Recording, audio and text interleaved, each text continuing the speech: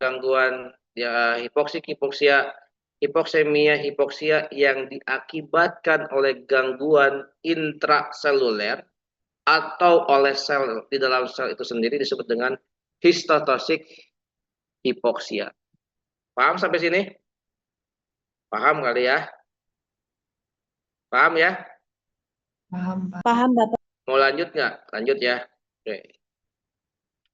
Lanjut ya. Lanjut. Oke, Lanjut, lanjut. Bapak. Bentar. Nah, bagaimana tata laksana atau penanganan dari gagal napas? Satu, deteksi dini keadaan gagal napas. Ini sama dengan early warning system pada gagal napas. Yang kedua, berikan oksigenasi. Yang ketiga adalah manajemen jalan napas. Nah, apa yang harus dideteksi dini pada gagal napas? Karena banyak angka kejadian kematian masih tinggi dipengaruhi karena ketidakmampuan, ketidaktahuan, atau kegagalan mengenai adanya kebutuhan jalan napas dan ventilasi. Musuh daripada airway, jalan napas, adalah obstruksi. Ya, kalau ventilasi itu breathing, ya, ketidakmampuan untuk membuka jalan napas, ketidakmampuan menggunakan atau melakukan alat bantu napas, kemudian pasien mengalami aspirasi. Nah, Anda sebagai perawat yang ada di IGD, Anda harus, apalagi sebagai perawat triase, Anda mengenali kondisi gagal napas yang mengancam nyawa. Nah, saat triase. Nah, ketika ada pasien yang gagal napas, maka itu termasuk dengan keadaan gawat, darurat, dan diberikan triase dengan label merah. Karena mengancam kehidupan dan harus dilakukan pertolongan nyawa, penyelamatan nyawa. Paham ya? Nah, gagal napas itu apa tandanya? Satu, sesak. Ya, sesak napas. Kemudian frekuensinya lebih daripada 35 kali per menit. Kemudian PCO2-nya lebih daripada 45 mmHg. Pasiennya sianosis, ya. Kemudian terjadi bradi, terjadi tahikardi. Nah, itu pasien dengan gagal napas. Apalagi ada sianosis, ada retraksi. Nah, itu tanda-tanda pasien dicurigai dengan gagal napas. Ya, deteksi dini. Bagaimana cara mendeteksi dini gagal napas? Pertama, Anda harus memiliki kemampuan mengenali gejala klinik, kemampuan menginterpretasi oksimetri, kemampuan menginterpretasikan atau menyimpulkan hasil hasil dari pemeriksaan AGD atau analisa gas darah. Oke, lanjut. Lanjut ya. Lanjut, Pak. Oke, kalau mau dilanjutkan, saya lanjutkan dulu ya. Nah, gejala klinik itu tadi yang harus diwaspadai, tadi sesak napas, pernapasan cepat dan dangkal. Namanya apa? Pernapasan cepat dan dangkal?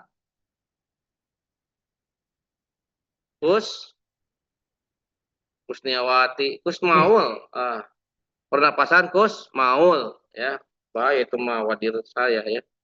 Kusmaul ya, cepat dan dangkal. Ini pasien mengalami asidosis metabolik. Frekuensi napas cepat lebih daripada 30 kali per menit. Cuping hidung, ada retraksi dada. Nah, karena retraksi dada setelah IGA disebut dengan WOB, walk of breathing. Pasien mengalami sianosis. Nah, Anda harus mengenal rata-rata pernapasan yang adekuat pada orang dewasa, yaitu 16-20. Ada juga sumber yang menyatakan 12-20, anak-anak 15-30 kali per menit, bayi 25-50 kali per menit. Nah, ini yang harus diwaspadai. Nah, bagaimana yang pertama adalah tentang retraksi. Jadi retraksi itu karena pasien gagal napas membutuhkan oksigen sebanyak-banyaknya. Artinya sampai dibantu dengan otot-otot saking harus menjangkau oksigen, maka ada tarikan otot. Tarikan otot namanya retraksi. Retraksi. Nah, jenis retraksi ada supraclavicular, ada suprasternal, ada intercostal, ada substernal, ada subcostal. Beda jenisnya. Nah, Anda biasanya kalau mengangkat sebuah diagnosis keperawatan gangguan pola napas, ada terjadi peningkatan otot-otot tambahan interkostal. Nah, di sini artinya otot-otot kostal ini terangkat. Ada tarikan yang sangat kuat. Namanya ini retraksi interkostal. Kostal. Bisa dipahami kan? Ada tarikan kosta di sini? Bisa dipahami? Bisa Bapak. Oke. Bisa, Pak. Nah, terus ada juga jenis retraksi yang suprasternal. Artinya ini di atas sternum ada tarikan retraksi. Supra itu atas, sternal di atas sternum. Nah, ini ada cekungan kan? Nah, ini namanya retraksi supra sternal. Nah, ada retraksi sternal atau di sternum. Ini kan. Ini ada dekok kan, ada cekung. Nah, ini kalau pada anak lebih kelihatan lagi, apalagi pada orang yang ceking. Cekung pada orang yang ceking itu gampang kelihatannya. Dibandingkan dengan orang yang gemuk. Nah, ini ada apa ya, cekung ya. Namanya retraksi sternal. Nah, kemudian kalau tanda bahaya pada pasien gagal napas adalah PCH. PCH itu adalah pernapasan cuping hidung. Ya. Jadi pernapasan cuping hidung itu gini, ketika narik lubang hidung kayak gini nih, kayak filter TikTok, ya, kayak filter TikTok. Kalau menghirup, kalau ini, kalau mengeluarkan kempis, kayak filter TikTok. Ya. Ani-ani no, simpanse yes, filter TikTok. Astagfirullahaladzim. Ya filter TikTok kan gini, ya, jadi si lubang hidungnya gede ketika menghembuskan kempis. Persis kayak ani-ani no, simpanse yes, nah, kayak gitulah ya. Kemudian itu retraksi. Yang kedua adalah sianosis. Nah, sianosis itu adalah kebiruan. Jadi dalam kondisi oksigen darah kekurangan oksigen, ya kadar oksigen yang melemah, kadar oksigen yang sedikit di dalam sel darah merah ini akan menyembuh apa? Ini menunjukkan bahwa rendahnya kadar protein di hemoglobin. Karena kadar hemoglobin itu kan terdiri daripada hem dan globin, di mana si hemoglobin itu mengikat 4 oksigen masing-masing. Nah, sianosis itu kebiruan, maka jangan jangan bangga kalau Anda darah biru. Di sini nggak berlaku. Darah biru justru orang yang sakit ya, yang mengalami kekurangan oksigen. Ya, tapi kalau darah biru yang gini kan darah yang kekurangan duit. Oke, tipenya ada dua. Ada tipe sianosis sentral. Jadi sianosis adalah kebiruan di dalam tubuh pasien. Kalau misalkan sianosis sentral itu bisa dilihat dari mulut, mulutnya kebiruan. Kemudian dada dan mulut kebiruan. Tapi kalau sianosis perifer itu dilihat dari kebiruan di sekitar jari. Karena kenapa? Karena tidak ada peredaran darah kurang memenuhi oksigen sedikit sehingga ini bisa dingin dan mengalami kebiruan. Itu namanya sianosis perifer. Nah, ini ada gambarnya ya, kebiruan seperti mulut. Nah, ini bukan lip gloss, bukan skincare atau lipstiknya warna biru ya. Beda lagi ya. Nah, ini kebiruan ini mengalami sianosis sentral. Nah, kemudian, nah ini beda ya, antara tangan yang ini dengan tangan yang ini beda. Ini mengalami sianosis, tangan yang sebelah ini tangan yang sehat. Tangan yang sehat artinya aliran udaranya, aliran oksigennya lancar ke perifer. Nah, kemudian bisa melihat dari kuku-kuku yang membiru. Nah, ini kuku-kukunya, ini bukan kaligata. Ini terlalu lama mengalami kekurangan oksigen. Nah, kalau lama-kelamaan, maka di sekitar jari, di atas kuku akan membentuk suatu bendungan. Akan menonjol, namanya clubbing of the finger. Clubbing of the finger karena terlalu lama kekurangan kadar oksigen yang nyampe ke perifer. Biasanya pada pasien jantung, pasien dengan gangguan pernapasan yang hebat. Nah, ini bisa menyebabkan clubbing of the finger. Oke, ini bisa dibaca. Kita lanjutkan. Pak, bagaimana kalau misalkan pasiennya itu menggunakan henna atau mahendi? Ya balikin aja. Nah, Anda mau tes CRT, capillary repeating time. Nah, ya, CRT itu capillary repeating time. Jadi waktu isian sekuncup ya daripada pembuluh oksigen ke apa ke darah darah di kapiler ya, capillary repeating time. Nah, Itu ya. Nah, nanti kalau misalkan diketek, Pak, ini gimana diketek? Ulah dikuru dulu, jangan digosok-gosok, mahal atas skincare. Lihat aja di sininya, balikin aja. Kalau di sini nggak bisa, nah kalau di sini nggak bisa, artinya di sininya. Jangan di sininya, atau di sini nih. Lihat CRT itu bukan hanya di kuku saja, tapi bisa dilihat dari sini. Gitu. Oke, kemudian tadi retraksi, ya, deteksi dini itu retraksi, kemudian cyanosis. Nah, kemampuan untuk menginterpretasikan oximetri. Anda tahu yang namanya oximetri kan, udah nggak asing kan? Oximetri tahu kan? Yang ditempel di sini namanya apa? Oximeter kan? Iya, betul. Iya, Bapak. Iya, Pak. Nah, Betul. oximetri itu untuk melihat SpO2 bukan SaO2. Jadi mahasiswa suka salah kaprah, ya, SpO2 disebut dengan SaO2. Ya. Dan di perawat juga, di rumah sakit juga sama, belum suka menyamakan antara SaO2 dan SpO2. SaO2 saturasi oksigen adalah jumlah oksigen yang terikat di dalam hemoglobin. Sekali lagi, saturasi oksigen adalah jumlah oksigen yang terikat di dalam hemoglobin. Nah, diambil kalau saturasi oksigen itu diambil daripada darah arteri, ya, dari AGD. Tapi kalau misalkan SpO2 hanya dengan oximetri saja. Gitu. Nah, kejadian dulu tahun 2000 awal COVID, kami ketika bela negara, ya, di STPI di Curug, ada mahasiswa kami bela negara, ya, bukan belain kamu. Bela negara, ada mahasiswa kami yang pingsan, pernapasannya sesak, terus maul. Nah, kemudian kami membawa ke klinik. Setelah di klinik nggak ada oksigen, akhirnya ke rumah sakit swasta, dibawa ke IGD mahasiswa tersebut. Nah, saya tanya, kenapa mahasiswa saya ngap-ngapan, napasnya nggak dikasih oksigen? Saya nanya ke susternya, ke perawatnya, suster ini tolong, mahasiswa saya tolong kasihkan oksigen. Nah, merasa diintervensi. Lihat dulu dong, mau dikasih oksigen gimana? Saturasinya juga 98. Kamu yang gini dibilang saturasi. Saturasi dengan SpO2 itu beda.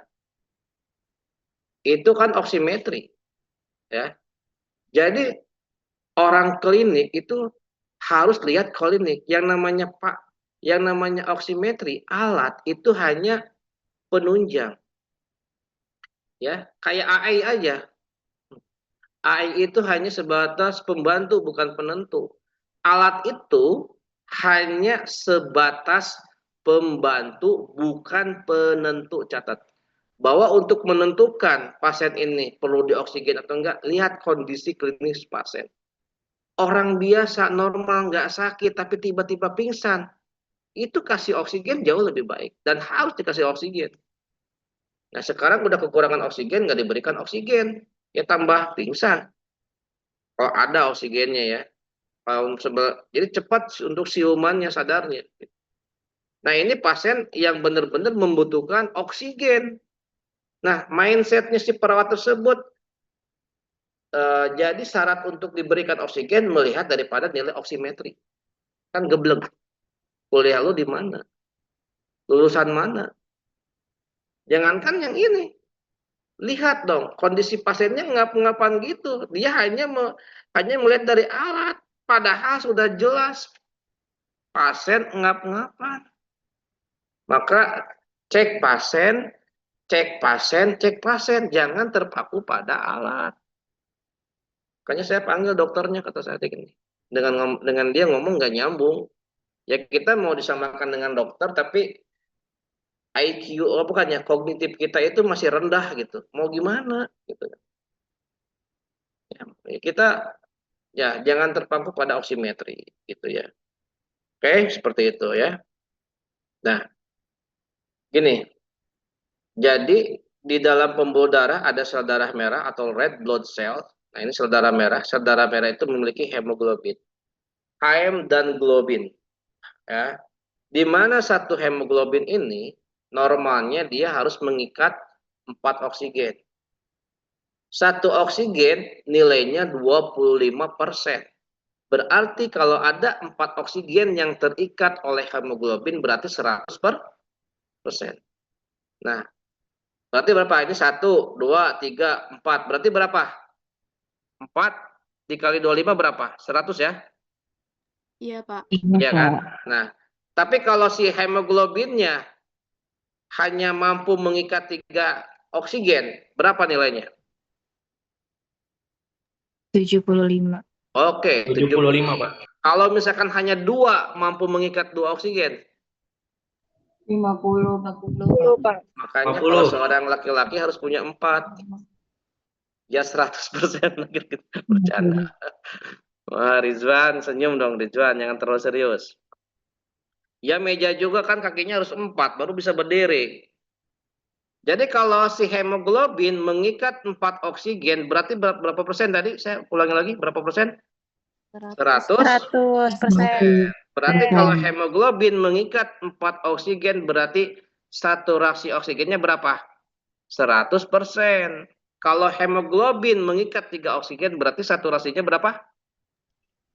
70. 75, Pak. Hipoksemia kan? Jadi kekurangan. Jadi kalau 4 itu udah, tapi kalau misalkan di sini 25 di sini 20 berapa? Misalkan yang ini 25 ya oksigennya nilainya. Di sini 25%, 25%. Yang ini 20. Jadi berapa persen nilainya? 85. 85. Serius. 70, Pak. Ya Allah, tambah parah. 95, Bapak. 95 maunya tuh 100 dikurangi 5 jadi 87. Acan ngopi kamu ya. Ngopi lah tuh ngopi ya. Jadi 90 normal tuh. Hente. Menjadikan hipoksemia ringan. Nah, kalau normalnya 95. Kalau 90 enggak. Kalau 95 masih normal. Nah, kalau misalkan kekurangannya 5%, ini masih normal. Tapi kalau kekurangan udah 10%, disebut dengan hipoksemia ringan. Seperti itu. Paham ya? Nah, yang perlu dihafal ini. Nih, kalau melihat oximetri, ya oximetri. Nah, sebetulnya oximetri itu lebih baik dibungkus oleh karbon. Kenapa? Ketika pemasangan oximeter, ya, akan bisa terpengaruhi sensornya oleh cahaya lampu. Bisa mengaruhi nilai PO2, CaO2, SPO apa? Mempengaruhi nilai PCO2, PaO2. Nah, umpamanya begini, ketika tekanan oksigennya 97, maka perkiraan saturasi oksigen dan SPO2-nya 97%. Apabila tekanan udara, tekanan O2 itu ya, tekanan oksigen itu kisarannya 80 sampai 100 normalnya. 80 sampai 100 mm air raksa. Gitu. Paham ya? Nah, tapi kalau misalkan kurang dari 80 berarti hipoksemia. Nah, berarti kurang dari 95%. Nah, itu yang hipoksemia. Tapi kalau dikatakan ringan, hipoksemia ringan, apabila tekanan PO2-nya 60 sampai 79 mm air raksa, kisarannya adalah saturasinya 90 sampai 94%. Itu yang ringan. Ada yang sedang, ya. Apabila tekanan oksigennya 40 sampai 59, berarti saturasi oksigennya diperkirakan 75 sampai 89%. Ini sedang. Ada yang lebat. Nah, ini ada yang hipoksemia berat, berarti kekurangan oksigen banget, kadar oksigen banget. Apabila tekanan oksigennya itu di dalam tubuh itu ya misalkan 40, kurang dari 40 berarti si saturasinya kurang daripada 75. Saturasi kurang daripada 75% itu menandakan hipoksemia berat. Berat. Ya, berat bos, harus diberikan terapi oksigen yang jauh lebih penunjang. Oke. Nah, di dalam AGD ada pemeriksaan penunjang namanya AGA. Di dalam gagal napas ada pemeriksaan yang disebut dengan AGD, analisa gas darah atau blood gas analysis atau BGA. Nah, dokter ketika meninggalkan sebuah diagnosis minimal ada 3. 1, keluhan utama. 2, nilai laboratorium. 3, nilai diagnostik. Kalau 3-tiganya matching antara keluhan utama, laboratorium, diagnostik, berarti bisa mengangkat sebuah diagnosis. Tapi kalau satu gugur nggak bisa mengangkat sebuah diagnosis. Nah, penunjang ya di dalam pasien gagal napas, maka pemeriksaan laboratorium penunjangnya adalah pemeriksaan analisa gas darah. Apa itu AGD? Nah, ada yang tahu AGD? Kepanjangannya apa tadi? Analisa gas darah. Analisa gas Analisa gas darah. darah. Nih, tersan ngorowok. Nah, kemudian BGA, blood gas analysis. Catat.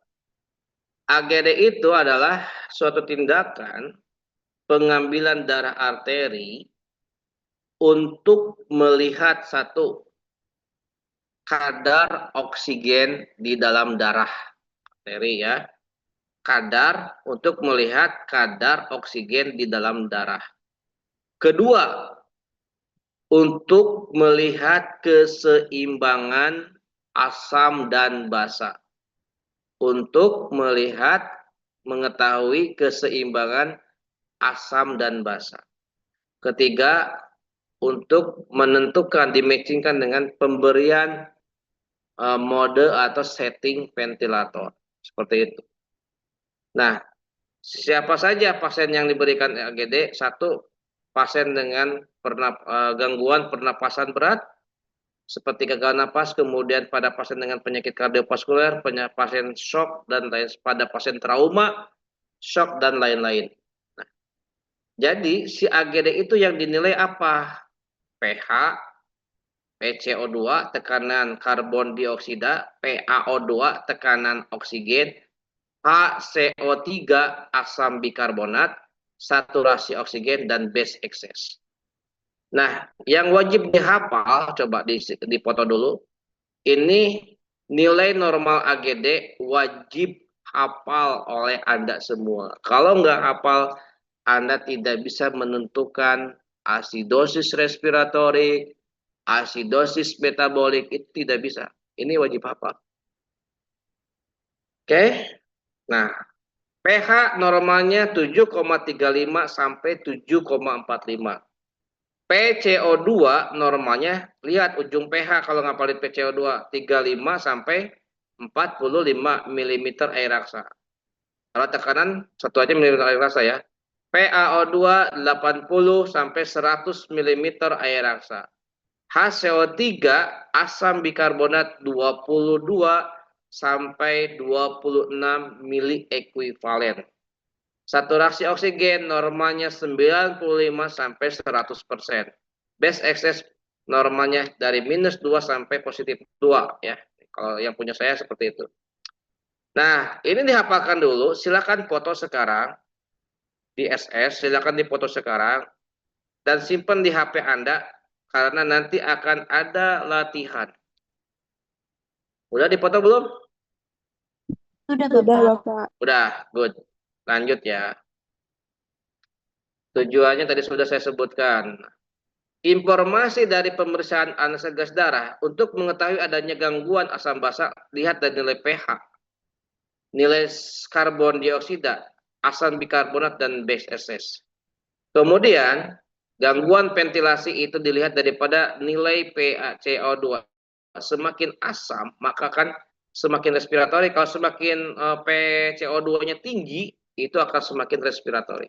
Nah, kalau gangguan oksigenasi dilihat dari tekanan oksigen dan saturasi oksigen. Makanya terapinya pada pelaksanaan dari gagal napas, yaitu oksigenasi dan ventilasi. Nah, ketika pemeriksaan mau pemeriksaan AGD, itu harus dites dulu. Ya, kalau misalkan dikepak, misalkan pasiennya sadar, pekel tangannya, kemudian buka, di sini ada merah-merah muda, kan ini tes alen positif, berarti ini ada peredaran darah, ya masih bisa lah, masih memungkinkan untuk diambil darah arteri. Tapi kalau sininya pucat, pias, nggak ada, ya itu negatif, berarti tidak boleh dilakukan pemberian pemeriksaan atau pengambilan darah arteri. Nah, ini harus praktek. Nah, tidak boleh dilakukan AGD pada pasien dengan luka bakar, luka ulkus, kemudian terdapat fungsi yang mengalami infeksi, alertes negatif, pasiennya mengalami terapi antikoagulan, anti pembekuan darah, obat-obat anti pembekuan darah, penyakit vaskuler periferi berat, pemasangan sang di daerah distal, itu nggak boleh ya.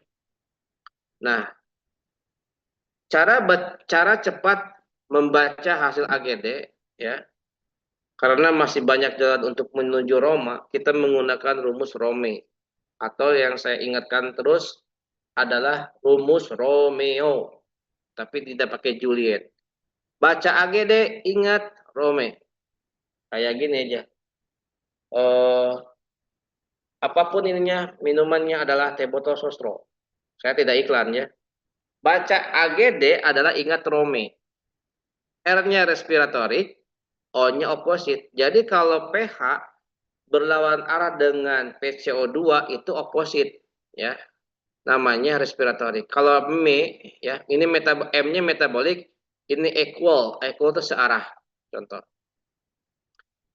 Jadi yang pertama kalian itu lihat pH-nya untuk menentukan asam atau basa itu lihat dari nilai pH. Apabila pH-nya pH normal berapa? pH normal berapa tadi? Sebutin. 7,5 Nah, apabila pH-nya di bawah 7,35, aduh maaf nih. Bentar. Baterainya mau habis.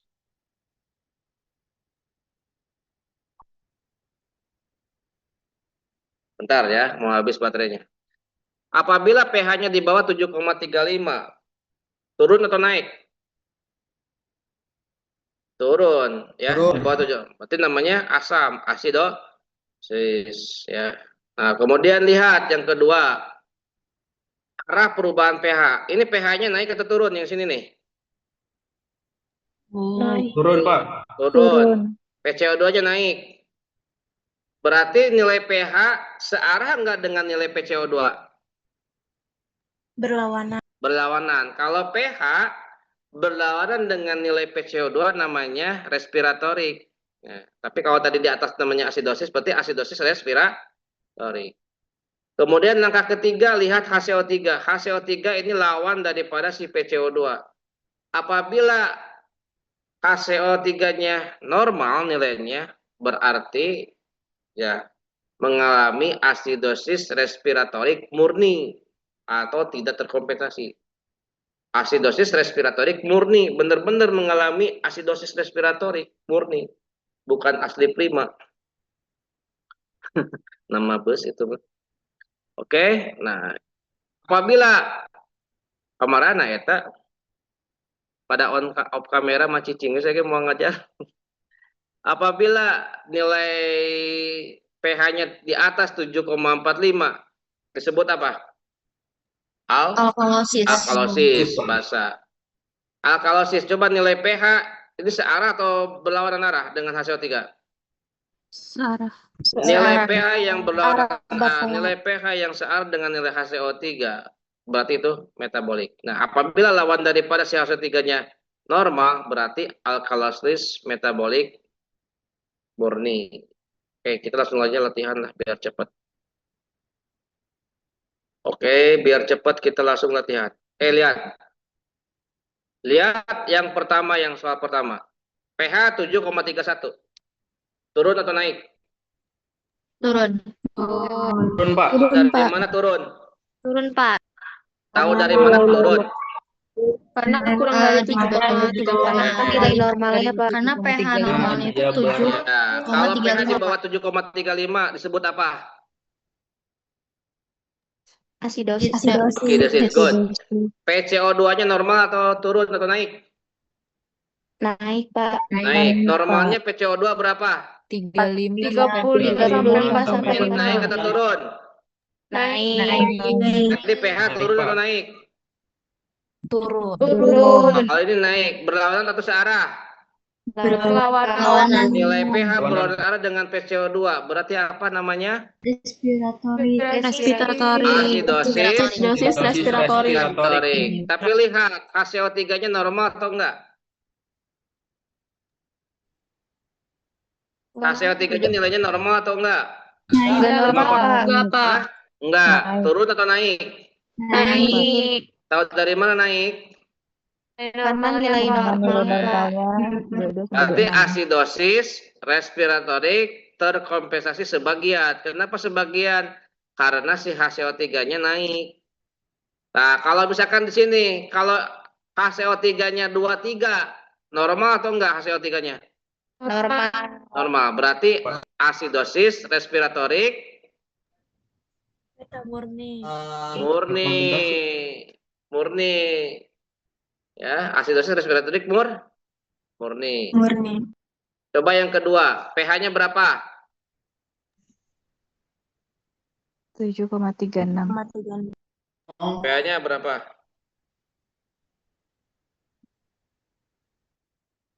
Ayo jawab, pH-nya berapa? 7,36. Coba turun, naik, normal. Normal. Dari mana normal? Nilai dari normalnya, Pak. Oke, pinter. Hebat, online lagi pinter. Pemulamun offline ya. Astagfirullahaladzim. Masya Allah, pinter. PCO2-nya normal nggak? Normal. Tahu dari mana normal? Nilai normalnya Dari nilai 3,45. Pinter, good. PaO2-nya Normal. Normal, berapa Pak. PaO2? 80 sampai 100. Oke, HCO3-nya normal nggak? Normal, Bapak. Oke, tahu dari mana normal? Karena normalnya Nilai normalnya, Pak. Apa? BSSS-nya normal nggak? normal. Normal, minus 2 Normal, sampai Bapak. positif 2. Iya. Saturasi oksigennya normal nggak? Turun. Enggak. Ya, berarti normalnya saturasi berapa? 95 sampai 100. 100.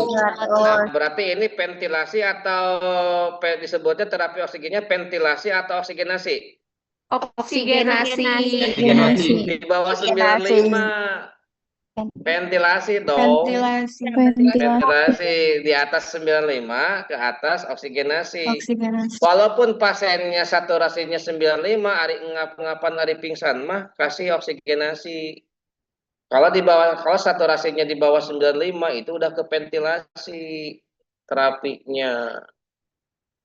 Kan hipoksemia.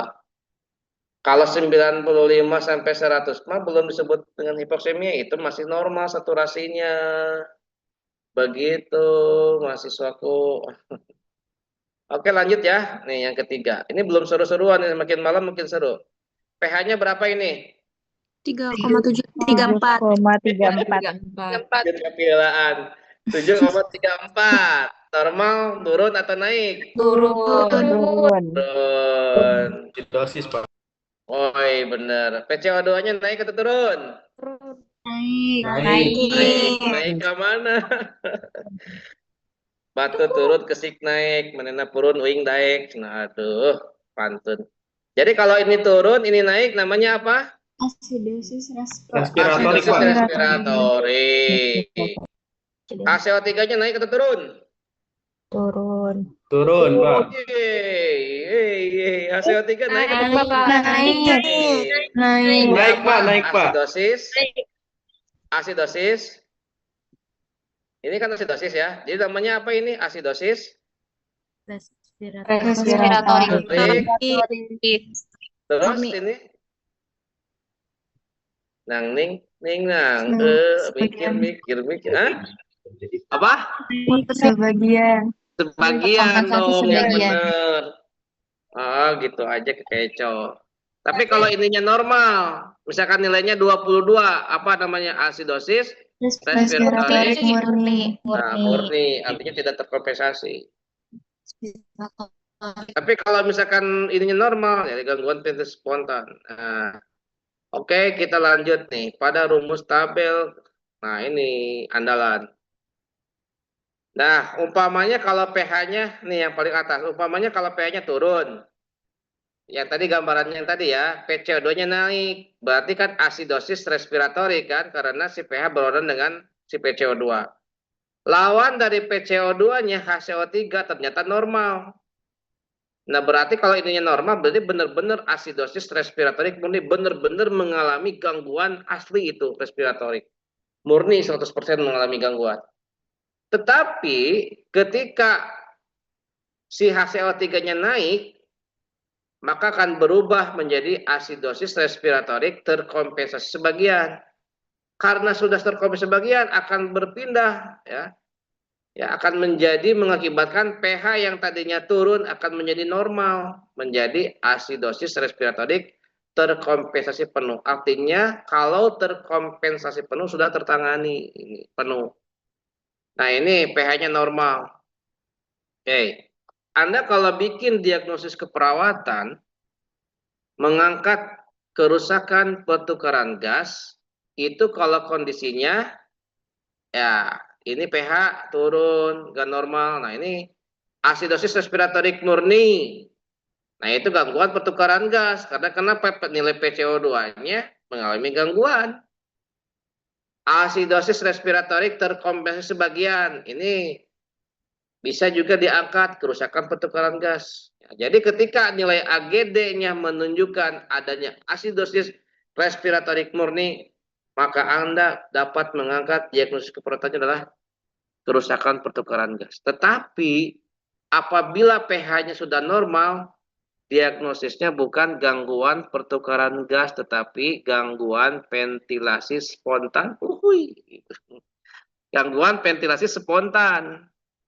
Ya, kemarana itu mesti tidur suaranya pada melenyap, pada menghilang nih.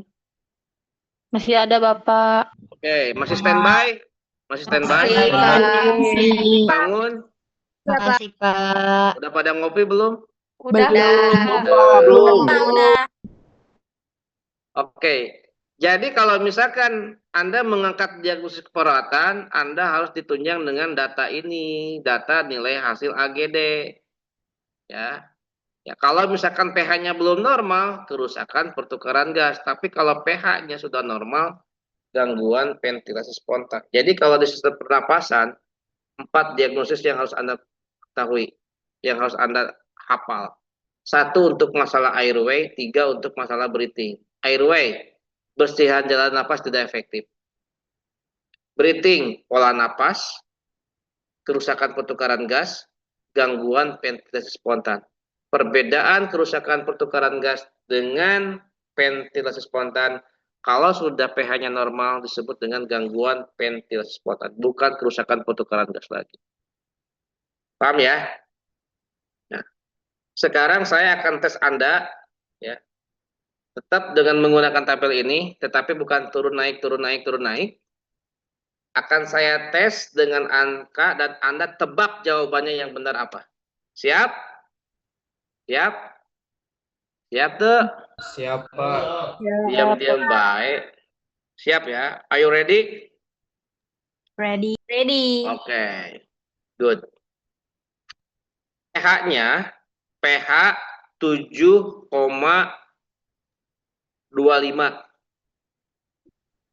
PCO2 43. HCO3 21. Coba apa keseimbangan asam basanya? Apa coba? Ting ting ting ting nang. Ayo, apa namanya?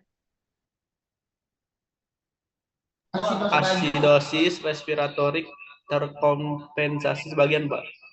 Nah, respiratorik, Punten Bapak, asidosis metabolik murni alasannya apa? karena Coba jelasin. pH-nya itu kan 7,25 itu kan turun. Ya, betul. Untuk PCO2-nya itu kan 43 itu normal karena nilai Oke. normalnya kan ya itu. Terus HCO-nya itu 21 itu turun. Oke, Jadi terus. di sini kalau dari tabel itu termasuk asidosis metabolik murni. Oke, good. Oke, lanjut ya. Soal selanjutnya. PCO2, pH-nya 7,33. 7,33. PCO2-nya 48. HCO3 21. Apa jawabannya?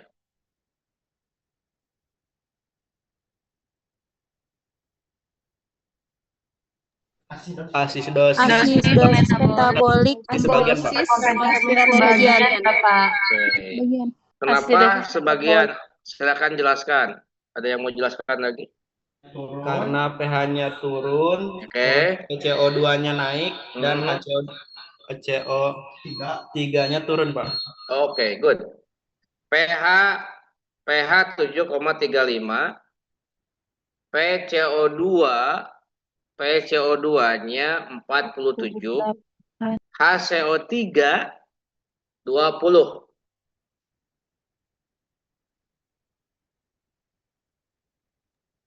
Asidosis metabolik terkompensasi penuh, Pak. Ya, jadi kalau ingin mengetahui kompensasi penuh, kita lihat dari yang selanjutnya. Jadi gini, nanti kalau ujian baca AGD, satu orang satu paket gini nih. Satu paket gini. Jadi bukan turun naik dikasih angka, tebak jawabannya apa. Misalkan Rizwan, soal yang nomor ini.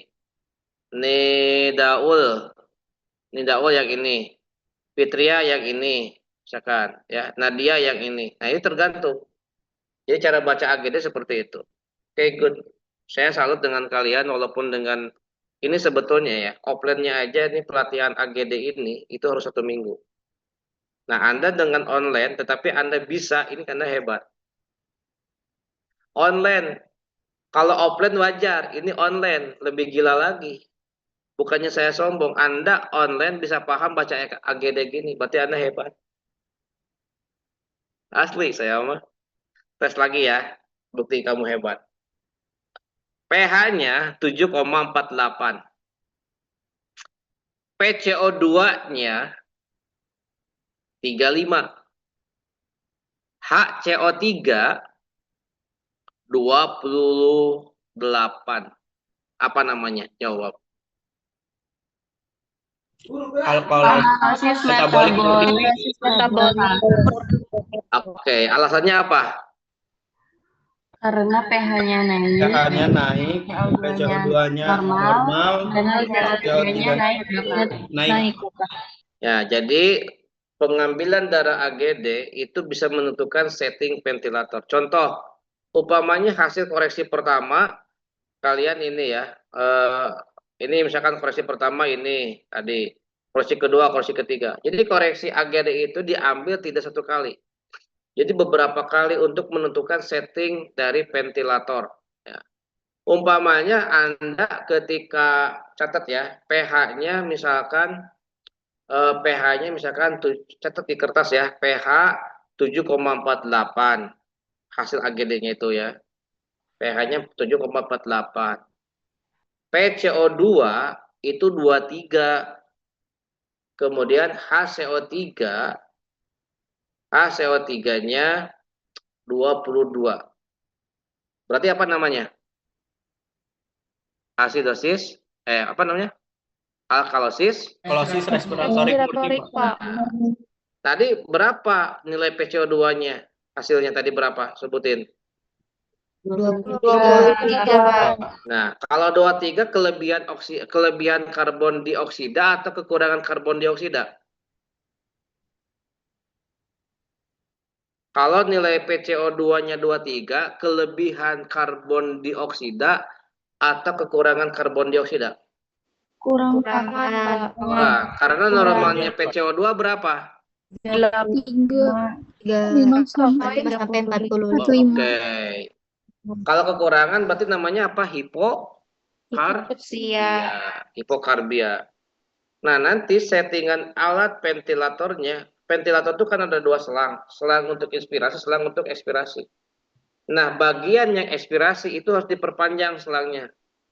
Kenapa? Karena si CO2 itu harus lebih banyak dan lebih lama berjalannya di selang tersebut supaya tekanan dari 23 berubah menjadi 35 sampai 45 mm air raksa. Seperti itu. Jadi ketika pasien hipokarbia, settingan ventilatornya selangnya diperpanjang bagian ekspirasi. Kan karbon dioksida itu kan bagian ekspirasi kan? Nah, supaya meningkat tekanan karbon dioksidanya, maka bagian ekspirasinya ditambah, diperpanjang. Contoh seperti itu menentukan setting daripada pemasangan alat ventilator dan menentukan tipe mode setting ventilator. Seperti itu. Kesimpulan, gagal napas adalah suatu kondisi kegawat daruratan sistem pernapasan. Kita harus mengetahui gejala klinisnya, tahu tentang oksimetri, dapat melakukan AGD, dan kemudian tahu prinsip penekanan AGD, oksigenis, dan ventilasi. Selesai. Silakan, ada pertanyaan. Semakin pertanyaan Anda susah, semakin mudah saya jawab. Bilang aja, nggak tahu. Tapi jangan lagi sidang. Semakin susah pertanyaan Bapak, semakin mudah saya jawab. Bilang apa? Nggak tahu. Wah, itu mah